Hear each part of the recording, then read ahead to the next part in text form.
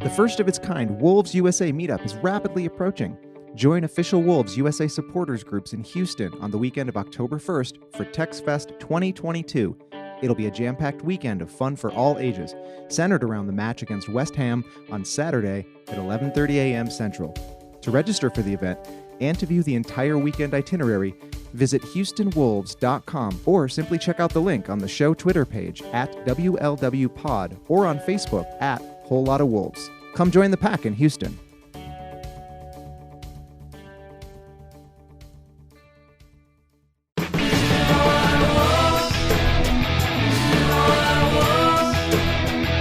Welcome to Whole Lotta Wolves, episode 8 of season 3. We're your hosts. I'm Joshua Buckley. I am Paul LePage. And joining us in New York City is our producer, Mr. Alex Patakis. How's it going, Alex? It's going well, guys. How are you? Good. You fresh back from vacation? Oh, yeah. Yeah. Fresh back from vacation. Didn't have to watch the Man City match too much after the result was kind of painted on the wall there. So I was just like, all right, back to my lounge activities. Yeah, I'm not gonna lie. I went to bed at like the 70, went back to bed at like 65 or 70th minute, something like that. Yeah, it wasn't fun. It wasn't fun. We didn't really expect to win the game, I don't think, as fans. Oh, I know Paul predicted a draw. But you certainly don't want to go down 1-0 and eventually lose 3-0 to Man City, where you don't look competitive at all. And you lose one of your best defenders, who meant Johnny Lawrence, and got a straight red, as he should have, for pulling that Cobra Kai move off. So, Paul, where do we go from here? Back to the game, just a lot of what you said, in that there was that expectation or lack of, I think, and that's the most disappointing thing through all of this at the moment. I've seen lots of posts that allude to it, but where's our identity gone? Where's that attitude there? Where's that underdog attitude? Where's that up and comer that can punch these top 4 teams on the nose? Where's that comeback ever gonna happen again?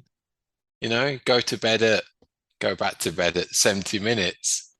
Back in the day, and I'm not alluding to that golden age of Nuno by any stretch, but we'd still be in a game like that often. Yeah. And it's just, for me, it's just a distinct level of apathy at the moment. And that's probably the worst place you can be. That I'm not all in on the team and the coach. I'm not vehemently against him or the team. But what are we doing? Where are we going to see the progress? And at the moment, it's just, I can't see where a goal's coming from, let alone a win anymore. So I don't know how it can change, and I know we're going to come on to it, but I don't know how effectively even you can look at Saturday's result based on going down to 10 men relatively early. But there's something, for me, there's something up that within a minute you're not switched on in a game like that against the champions. Yeah. Like, really, the last thing you want to do. Like, first attack caused by a mistake, straight away goal. You know, nothing. Just that's not right. So I don't know if it's down to the coaching or the personnel or whatever it is, but I don't expect those standards for an EPL team. It smacks of something being wrong. Alex, what was your thinking after that first minute goal? That it's over, Yeah. Just because exactly what Paul said. I mean, you can't really see them scoring a goal, let alone winning. I mean, Wolves of all teams right now are kind of the team that can't really fall behind. They're not a play from behind team by any stretch of the imagination. So it was deflating to have, so early in your day before you could have, maybe your for a sip of coffee to kind of have your day ruined already like that. Really stinks. Yep. It does sink. I'm really tired of these early morning kickoffs because I feel like the players are awake as awake as we are on these. It's just stinker after stinker.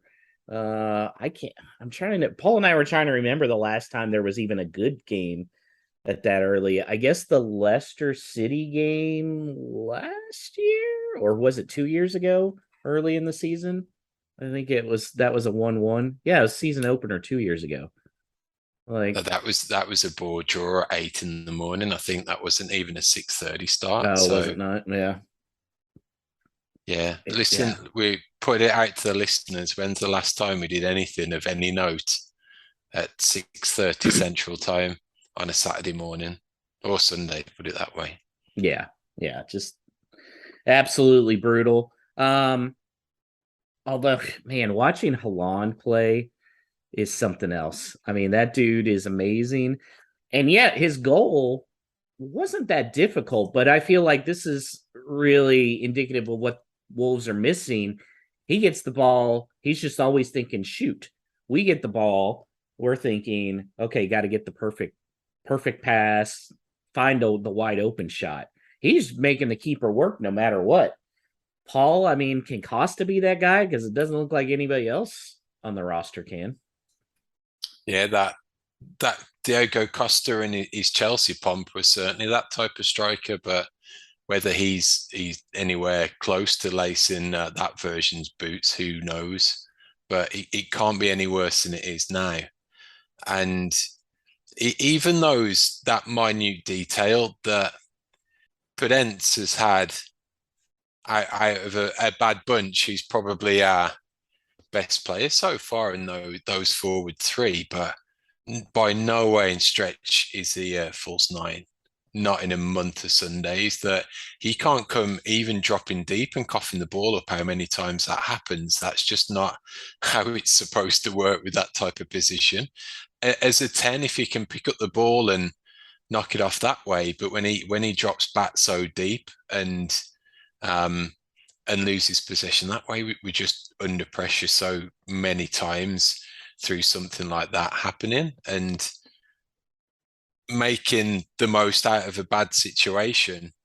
I don't know why Wang's just not given that role as a 9 like he was at Leeds and just go for it. That's more of a natural trait of your game to play that role than it is of a Podence in a false 9. But add to that, I don't know where that Pedro Neto's gone of 2 years ago.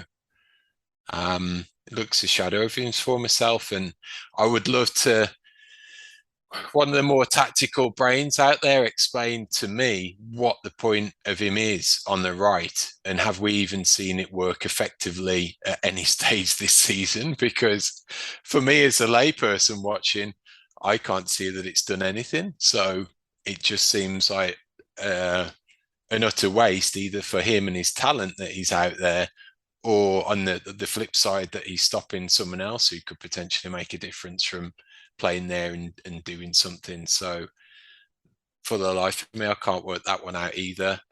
Guedes had some opportunities, looked a bit better, but even with his chance in the first half, I can't get excited when they break into those positions because I know what's coming. It's either the miss kick goes wide or maybe makes the keeper work, but that's about it. I'm not even expecting a goal. And that's a horrible place to be in. Yeah, I saw some people were comparing Guedes to Trincao. The reason I don't feel like that's fair is because Guedes actually shoots the ball. Like Trincao, who was afraid to shoot. But Neto's becoming an extreme problem here. I know he's everybody's darling. I love the guy too. He hustles, but he's done nothing. Whereas Adama started the cup game, scored a goal, looked dangerous. Granted, the competition was less, but at some point here, like Neto has not earned just an automatic spot in the starting 11. I feel like I put out a meme. I said Adama and Neto had the same end game. Changed my mind. Alex, changed my mind.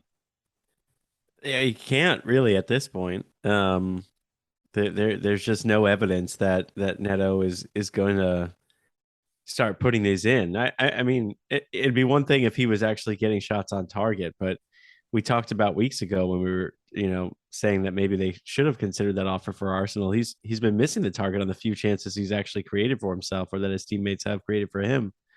So I don't know what it would. I mean, it would take being healthy as one, but two, like for Adama to get a start at this point, even if he is just supremely gifted physically, that's at least something that could maybe warrant something. I'm out of ways to describe how futile the Wolves like forward play has really been. What took the excitement a little out of Saturday morning, waking up early and seeing the team news and seeing Traore injured and Costa not even on the bench. And we take the last one, and that was probably obvious, really. It was just getting caught up with the hype of it all, that we were expecting that 20-minute cameo and him to do something special. But when a big asset or potential asset that you could have bought off the bench in a game like that wasn't available, that was somewhat demoralizing right from the get-go. Paul, why do you think fans are more forgiving towards Neto than they are towards Adama? I think a little element of that hustle aspect. I don't know. It's a good question. You would compare that record, both of their records, over a similar time span, and it's going to come out to be about the same. Is there a perception that Neto's the harder worker, but where does that hard work get you if it's still no end product? So, yeah, that's a good question. Do you know, Alex? No, I mean, no. Maybe partially the way that he looks, just in terms of how muscle bound he is, and just because he looks like he should be a dominant player. Where Neto Neto's very gifted technically, but he's just kind of looks like another guy. He doesn't look like a freak of nature.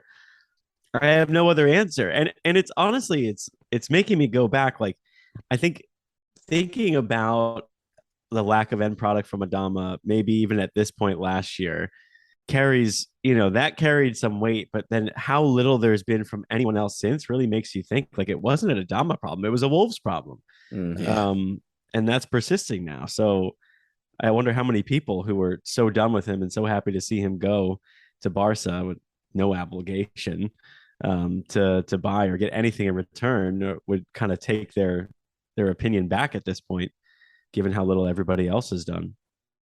I mean, at least Adama's a threat out there and he's drawing multiple guys. Neto's not getting double teamed anymore. And I don't mean this to be a, hey, let's shit on Neto day, but I feel like questions have to be asked. And he's like the one that's everybody's just completely glossing over. And it's just kind of like, at some point, like you said, results matter. It's collective as well, that we look at that.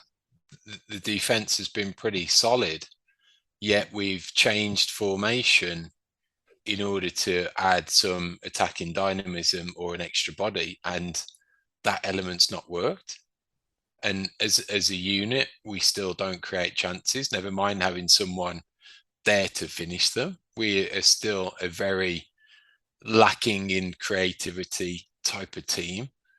And when you're switching from a back five to a 4 to supposedly counter that, then where's the blame for, or where's it broken?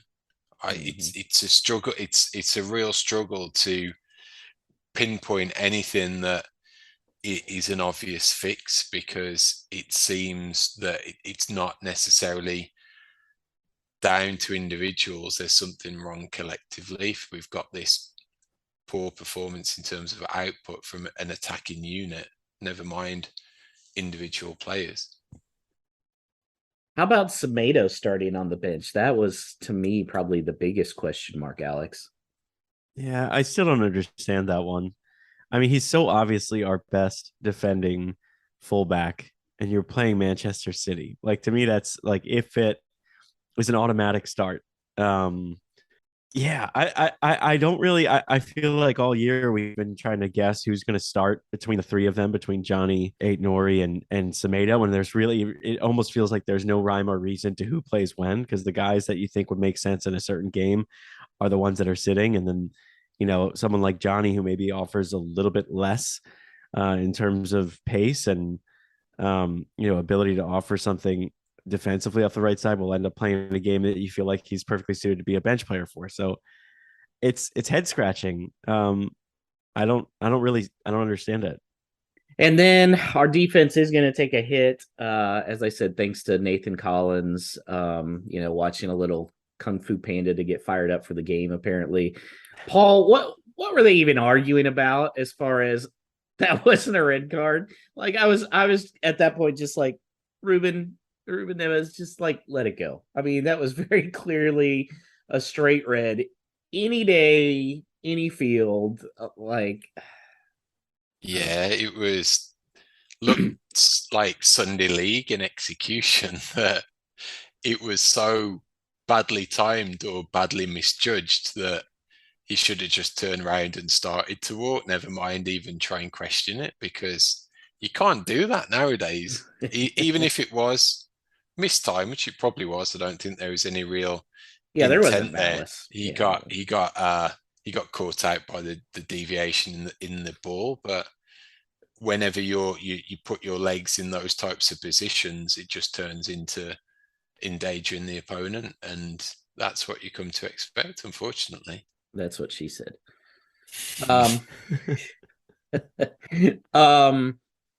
Yeah, it was rough. I hate that it's a 3-game suspension along with the game that you were in. That seems a bit much. I was trying to think of it like percentage wise. I mean, it would be essentially like somebody committing a personal foul in the NFL and getting suspended for 2 games or something. And it's like, I don't know. It seems like a lot, especially with games now, West Ham and Chelsea and Nottingham Forest. They ideally need to win 2 of those games. And now we're missing one of the best young players on the team. So this brought up Steve Young's question. Was it the right move to pull back Yerson Mosquera from his debut, down 2 goals with 10 men and a Holland lurking? Or should we have let the young center half play? Is he Collins' replacement during his suspension? So we'll start off there. Was it smart to just move Neves back there and not subject Yerson to baptism by fire, Alex? I want to say no, just because I think personally, what do you have to lose in that game? At that point, you're not going to score multiple goals. You're down 2 to a team that's can very easily score, at will. And the guy, he needs to play. I also just fundamentally am not a fan of, even if Neves is capable of doing the job back there in a pinch, which I think to some degree he's proven he is, of removing him from your midfield, because the gap from him to the next midfielder is so great, and greater than I think any gap fall off between Collins and any other center back on our team would be. And that's the one position they're supposed to be deep at. So, like, if you consider yourself kind of deep there, even though Lage wants another one, but when you have Todi and you have Mosquera on the bench, they're there for a reason. Mm-hmm. I don't know. I was up for seeing him come on. I was actually a little bit excited, not in the sense that he would change the game, but just to see him get some minutes. How about you, Paul? I don't know whether whether he had the opportunity to potentially burn the substitutions, but if he was going to make any change, it probably would have been to a back 3 of some sorts.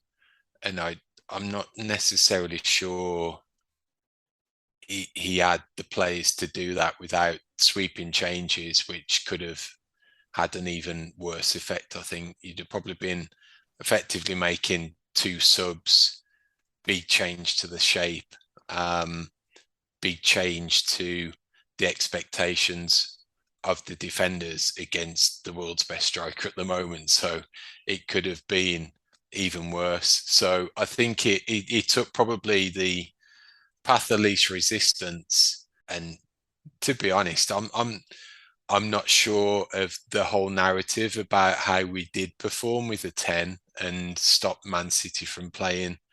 Personally, I just don't think they were really at it on Saturday, yet still won a canter and comfortably. I think it only had to show with Foden's goal how easily they could have turned the tap off and on had they wanted to. So yeah, that was a ridiculous comment I felt by Lodge. Like, oh, look how great we played with 10 people. What? No, this wasn't like the 1-0 game where Wolves were down a man, and really it should have been 0-0 if they didn't call that BS penalty on Moutinho. That was one where you can say, hey, look at this, we did well with it. You can't do that in this case. Yeah, like, a battling performance, a battling performance in those circumstances, especially at home, would have put their keeper to far more work than we did throughout the rest of the game. I can't really remember Edison doing anything drastic in terms of keeping Man City in touching distance or getting even close. So I don't think you can put a bow on that performance and take any real positives from going down to 10 and stifling Man City. I think it was Man City maybe stifling themselves or distinctly taking their foot off the gas. So the question now becomes, who takes Collins's place? Is it Mosquera? Is it not Totti because they prefer him on the left side and they think he'd struggle on the right, or they don't want to flip Kilman? Like, I would think Totti would make the most sense talent-wise because he has that experience. You didn't let him go out on loan for a reason. I mean, who should get that? Who should get that spot? Personally, I think it's Toti's and they move Kilman. And I think Kilman's got enough to his game that he can make that change relatively comfortably. I do think, though, in this relatively short space of time that we've seen him, there is an element of leadership and organisation to Collins that I think we'll miss with him not being there. I don't think Totti necessarily brings that. Kilman maybe, but not the organizer, not the encourager that you want from someone.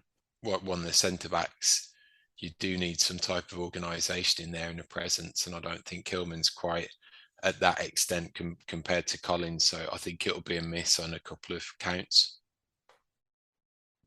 Yeah, I've really enjoyed watching Collins so far this season. As I said, I still feel he's been the best signing thus far if you look at production. Did you like Pep continuing to praise Matthias Nunes? That sucker, man. He's keeping that pot boiling, I think, just in case. I'll be shocked if he's not sold off to Man City next year. I really will. Of course, right now, I would think Matthias has to be going, what did I do? Why did I let them talk me into coming to Wolves? Like, what's going on? I don't know. A little frustrating. So obviously, we have to address the elephant in the room now, and it's Bruno Lage and his job security. Liam Keane of the Express and Star tweeted out that Bruno's position at Wolves is not under threat. He had to clarify that because at first he said, as of tonight, and of course everybody was like, oh, that means he's getting fired in the morning. I enjoyed he had to come back and was like, apparently people are reading into things that aren't there, but his job's not in jeopardy. He's got, a 16-9 and 20 record, but only 41 goals in 45 games. Paul is, how much longer does he get? That's what it boils down to. I think he gets this month, to be honest. My head over my heart, probably 70-30, suggests that you don't put that much investment into a team and give him the backing that they did, even by keeping him in a job during the summer, if they weren't looking for some continuity. Thomas Teichel disagrees. Yeah. So that's where it gets interesting, is that you can have a cutthroat ownership who make that type of call, but on the flip side, you can say also that Lage is just a coach, and it doesn't matter about that investment. Those players are going to be there regardless. Are they signed because of the coach or not? I don't think it nowadays wholly matters. But what would frustrate me, and what I don't want us to be turning into, is like a Watford example, where it's a very quick turnover of managers, of this profile that we've got, of these relative unknowns from the Portuguese league who may have enjoyed a sprinkling of success in their domestic competitions, maybe done a little bit in Europe, but that's it. I don't want it to be just a revolving door. If it happens, I really want Fosun to make a statement in that we're doing this for a reason. We're doing this because there's a genuine better candidate out there that can take this investment to the next level. That's what I don't want happening. How about you, Alex? How long do you think he should get? I think most likely, without a direct, I think the results obviously in the next 3 games are going to matter greatly. But even if they were to lose against a team like Chelsea and just looked very different, I could see him holding on a little bit longer. I've just always been under the impression that this season is really just 2 seasons, and it's everything pre-World Cup and everything post-World Cup. And I think if we're sitting 16th to 20th, not quite in the relegation zone, but dangerously close to it come the break for the World Cup, I feel like that would have to be the definitive end date. And then everybody's attention in world football is focused on that, and Wolves can kind of go to anybody who's not currently employed in that time frame and take their time to make a selection. Although I wouldn't be shocked if they're not already having some very secretive discussions with somebody somewhere to know, just in case Bruno Lage was fired tomorrow, would you be interested?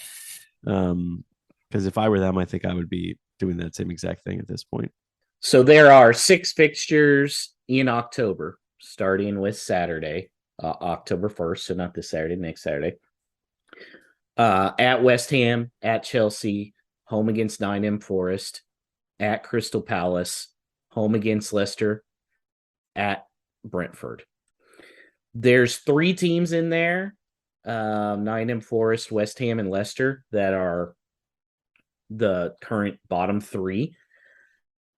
Brentford's kind of up and down. Crystal Palace is in there, one of those not off to a hot start. So yes, it does open up for it to be a strong October, ideally. But have we already screwed ourselves if we lose some of those games? Is it already too late to make a change? Because now you're losing points to teams that look like they're in the bottom 3. I really think this week they maybe don't have to win, but I think they at least have to draw and score some goals. If they lose and get shut out again on Saturday, that could be it.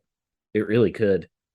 Like you said, Alex, I'm sure they're having talks with some people. Who would you like, Paul? That again, that turns into the element of apathy, that there's no standout candidate. There's no one really that I can think out there who would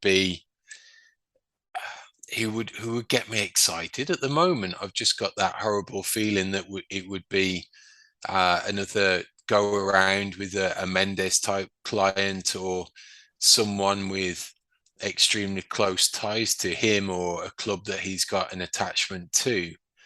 And I'm just not, I'm not getting that whatsoever. So no one checks all the boxes for me at the moment, that any of the names that have been mooted for sure. How about you, Alex? Yeah, I just think the only names that sound attractive that would really excite people just seem way too far fetched. Like they're types of managers that I just don't think would entertain the idea of coming to Wolves. And they're really just kind of former Premier League or major European club guys. Like, everybody obviously threw around Thomas Tuchel. Like I would love him at Wolves. I know he pisses people off. I know he's got a short shelf life, but he one thing he did great at Chelsea was he came into a team that so clearly had so much talent and so many pieces that really should make sense, and they weren't making sense. And he fixed it and won the Champions League with him right away. And to me, Wolves feel like a team that, like, on paper, it should really be working well, Oh, So, 100%. Yeah. But so somebody who's kind of a motivator and is tactically gifted. So he's just one name I can think of. I can't really think of someone that really makes sense, but he doesn't tick the Portuguese box. And I was on vacation during a lot of the Diego Costa stuff, so I went back today and watched all of the content, which the Wolves media team did an incredible job. But how much they harped on, like, how great it is to be in a locker room where so many people speak Portuguese and everything like that. It almost feels like at this point it's a baseline requirement for whoever they're going to look at. Like, they made that big of a deal over a 30-something-year-old striker who's going to come off the bench and may not even really be playing many minutes. Imagine about the manager coming in. So that kind of worries me. I almost feel like it limits your pool of candidates a little bit. Paul, do you feel like it would have to be another Portuguese guy, or could they get somebody? Would they want an English guy? I don't know. I just think to that point, we're in a potentially a vicious cycle that it's just got to be based on all of the factors that we've got. When it works in our favor, it's great, but when that's our only perceived route to any type of candidate, it has to be check all those boxes. It just seems like we're shoehorned into making a decision that might not be the correct fit in the long run, like it could possibly be with Lage. That I think it was just a case of Lage checking enough boxes and potentially having an ace up his sleeve that is good nurturing these young players, which at a point in time, that was potentially the focus, in that we'd got Fabio and Hoover and blah, blah, blah. And he could come in and be the young player whisperer and suddenly to turn all this talent of young players into studs. So, it's that lack of excitement, lack of a little bit of Groundhog Day, and that it's just going to be the same old, same old. Moutinho as player manager. I don't think he's even got a coaching badge. So neither did Wayne Rooney, right? Yeah, I want the Wolves from the first 3 games last year, where even though they didn't score goals, they looked like they could score goals. What happened to that team? Do you know, Alex? No, I have no idea. That was the beginning of such a promising era. It was supposed to be a guy who's coming in to bring this attacking style of play. And I want to give, I mean, we do have to give him some credit, because it feels like we're almost coming to the end. I'm already talking about the Bruno Lage era in the past tense. But when you look back at the Bruno Lage era with Wolves, I mean, his greatest accomplishment, I think, is, working with Mendes, really, to revamp the squad into one that could really comfortably play with a back four. And that's great. but the entire intent of that was to become a more attacking team. And Bruno's greatest failure is that they look probably even less likely to score than they did when they were playing with the back three. So is it his greatest success or greatest failure that he's completely revamped this entire squad and the results are exactly the same? I'm very conflicted on how to feel about that. If anything, maybe he's made them a more attractive proposition to the next guy to come through. I almost want to see Bielsa take the team for about a month and see if he can get him to score goals. Because if he can't, okay, then it's a personnel issue. Yeah. We got the But defense. imagine the injuries with that. They already got injury problems now. Imagine when the guys are running like that. Oh, man. That would be exciting, though. We just need something. We just need results. We need goals. And I don't know what the answer is. Paul, do you think I'm right with the West Ham? Like that could be it if they look bad and don't score? Yeah, potentially. And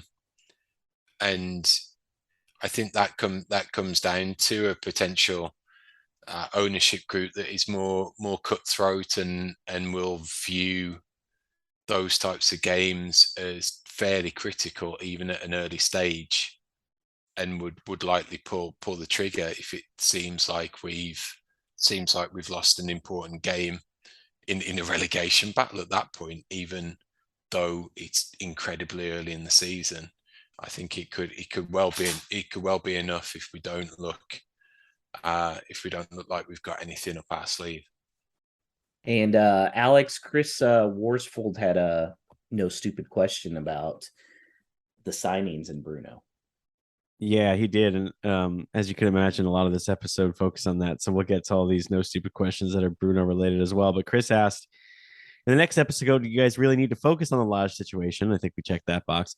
Is there a case for keeping him? The evidence is mounting up statistically and visually. Believe this. If the Molyneux crowd want a manager out, it's just about time. Most have turned now. So how would you make the case for keeping him?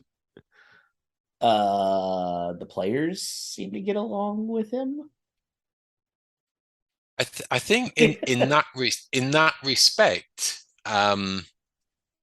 you would think, why would a legend like Moutinho extend his contract if there was something fundamentally up with the coach, that he could have gone off and had a good payday somewhere, or finished the twilight of the year back in his home country. That factors in it for me. That is he all that bad, or does it genuinely depend on working with a particular type profile of player that maybe we're only just seeing, and that he does deserve more time, because really he's only had that opportunity from the close of the transfer window. So that's I think the only saving grace, and that's what gives him time, in that the season effectively started when the transfer window came to a close.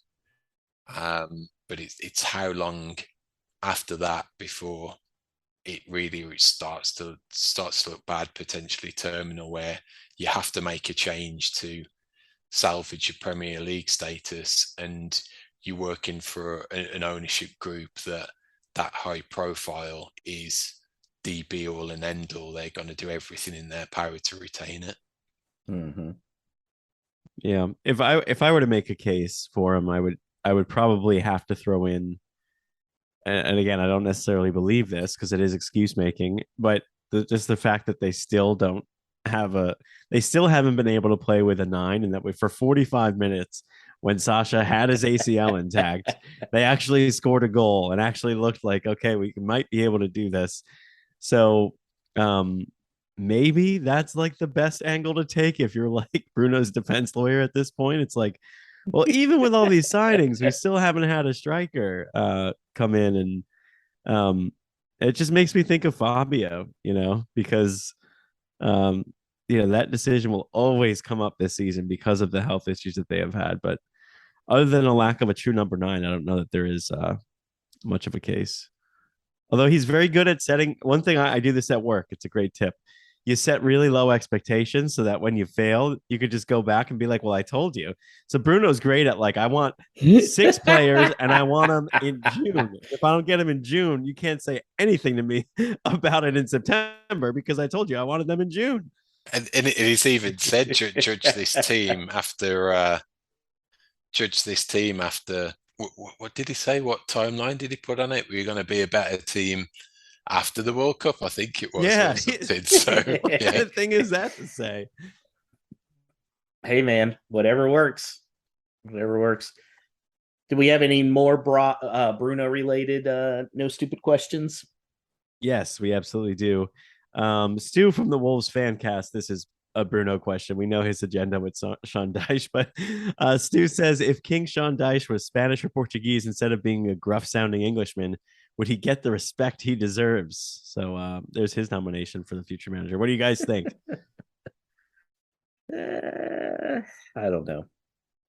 I don't know what the answer is, Paul. I don't think it's Sean Dyche just based on the makeup of the team and everything that we've discussed prior. But I think would they do a complete about turn and go down that route? I couldn't imagine that they would. Would I quite like seeing it?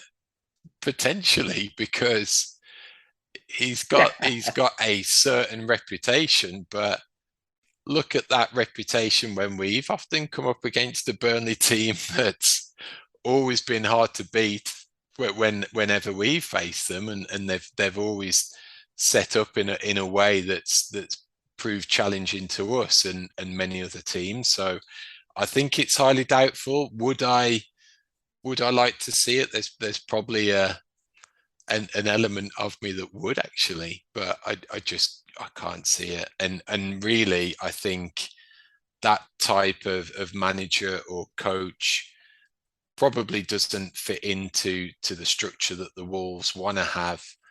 And also, I think disregarding us and the availability of potential jobs, I think he probably have been picked up by now by the likes of a Bournemouth or someone, if that was where that type of club was looking to make a change. That would be more of a choice of manager than the Wolves job would be.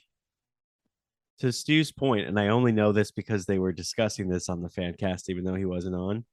I think in Dyche's last 45 matches, so which got him fired. So if you compare that with Bruno's first 45, Burnley still scored more goals than Wolves. I think it was like 43 to 41 or 45 to 41 or something like that. So that's so bad. Yeah, that doesn't make us feel very good. Just ponder that. And then I believe this is the last Bruno related one. Chris on Twitter asks, Bruno recruited a lot of the new signings. He hasn't had a healthy team. Does he actually need more time with this roster? Yet he struggled at the end of last season. The Bruno Ball concept hasn't surfaced since the first half of last year. Adama was also a big part of that.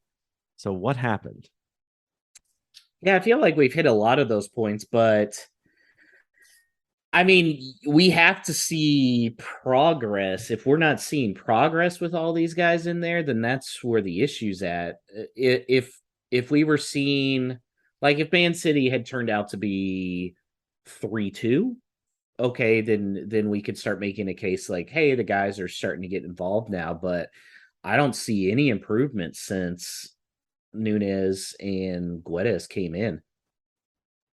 I think now you're talking about the turnaround that he's got to do in order to save his job. He's going to be tremendous if he rides it out to finish out the season. I genuinely think from this point, he's got to finish higher than he did last season. That's a given. Mm-hmm. Even if it's there or thereabouts, he could still be out of a job at the end of the year if he doesn't get into Europe or win a trophy. I could still see it being that cutthroat of the ownership, that it has to be incremental step-by-step improvements, especially after the investment that's gone in. So if he does turn it around, guys, hold on to your hats because we're going to have a great season. I hope so. I really Well, want you Lodge do, to you succeed. do. Yeah. I mean, yeah, like, and not just, I just don't want to be anything cast negative on us that we're a Mickey Mouse team that gets rid of coaches and casts them off at the first sign of trouble, and we've got that constant merry-go-round just to retain our Premier League status.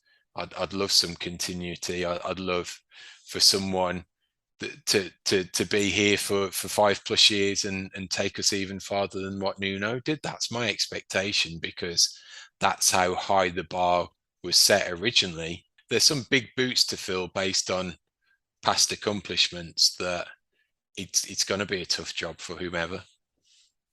Bring Nuno back.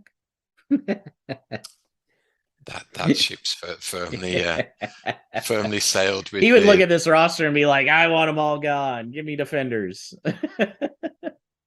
Any more no stupid questions, Alex? That about does it for the no stupid questions this week. A reminder to always submit them ahead of our recording on Mondays at WLW Pod is where you can tweet them in or email them in at hello@wholelotofwolves.com. Well, Paul, there's no game this weekend. However, the next game is when TexFest is. And I hear we have some exciting updates for TexFest. That's right. When we are back for that West Ham game, live in Houston will be a collection of fans from across the country. We've got fans flying in from Charlotte, driving down from Dallas.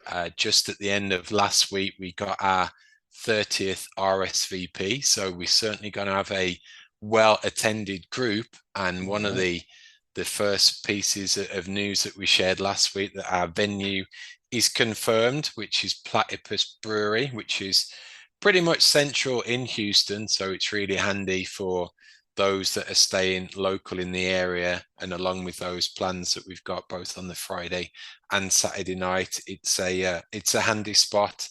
And given the brewery's Australian roots, they have got some obviously some crossover to England, and that's reflected in the menu with the football fans' favourite of a pie on the menu, sausage rolls, fish and chips.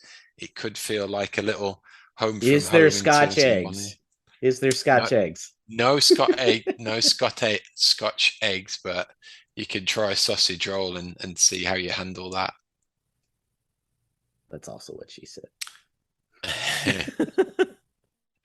And the follow-up, which I thought only was right to share as somewhat of an exclusive on the podcast, is we will be taking a whole lot of Wolves on location and immediately recording after that West Ham game. It could be doom and gloom, it could be a ton of excitement, or it could be a boring 0-0 draw, but we will be recording at the brewery with the fans in attendance.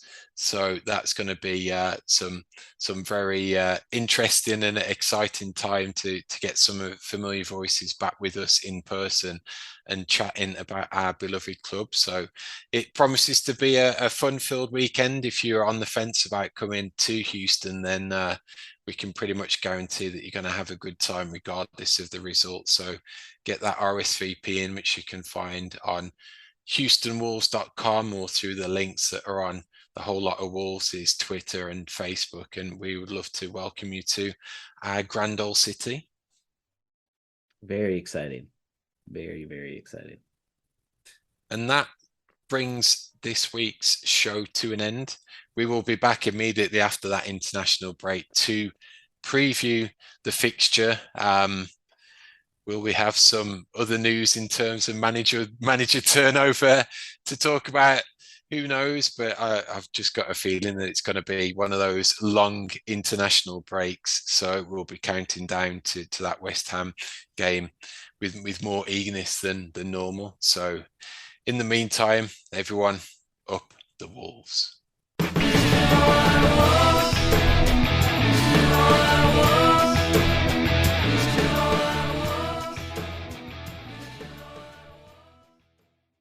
Whole Lotta Wolves is self-funded, so if you're interested in sponsorship opportunities as a way to reach a niche audience, email hello@wholelotofwolves.com for our sponsor packages. Just want to make a contribution as a listener who enjoys the show? Then head to buymeacoffee.com/WLWpod. That's buymeacoffee.com/WLWpod. We greatly appreciate any contribution. Up the Wolves.